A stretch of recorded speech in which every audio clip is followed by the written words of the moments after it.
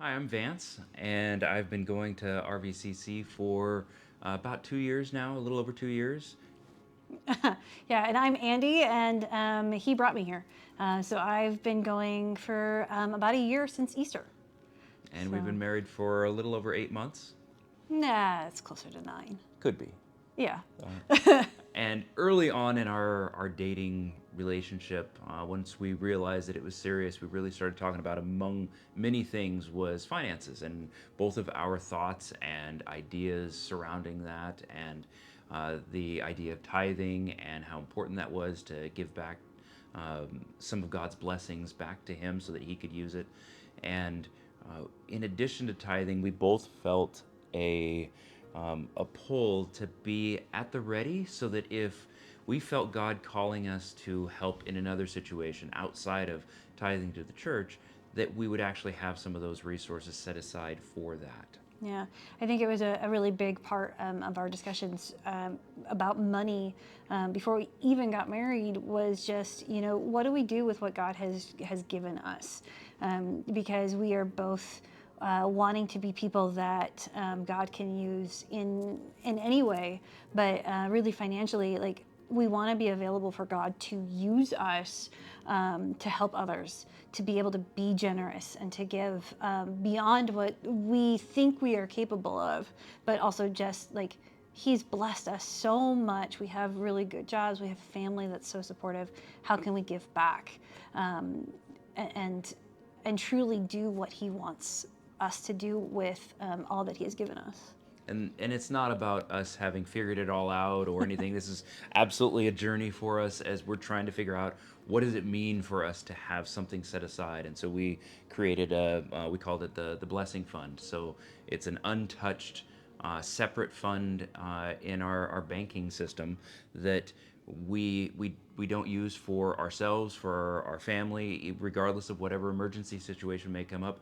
It is God's money that is just at the ready for Him to use. We didn't use it for just anything random. Like it was, we prayed over it. We talked with each other about what God wanted us to do with that money. If a situation arose, we would not just say, "Oh yeah, we can do that." We prayed about it, and we never said no. God never brought us a thing that said, no, you shouldn't do this. But it was definitely not just hey, the guy down the street, Right. just needs a new lawnmower because he doesn't like it. It was very like strategic of what is God calling us to do in this situation. And then that kind of brought us up to Christmas. Yeah, and with the Giving Tree, we ended up sponsoring four families, two from Andy's school and two from here from the church, and and it was great. We took the kids and had a great time shopping for the kids that we were getting the supplies for, and then. Towards the end of the cycle, there were still a lot of shoes and coats and things that were needed, and so we went out and we did another shopping tree, and we brought a bunch extra because we had some extra money.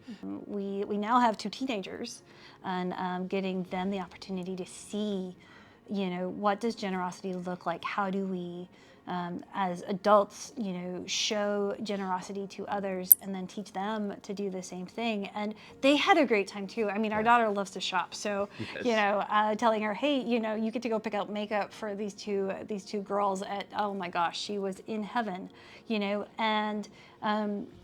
But it's that blessing in addition to the monetary blessing, or in addition to us being able to bless others because God has blessed us, but also the blessing in turn for us Absolutely. because we got to experience that without fear, without anxiety, without stress, because God had already told us to set this money aside, and then was giving us direction on how to use it. And that is so amazing and so powerful to just rest on God and His wisdom and not our own.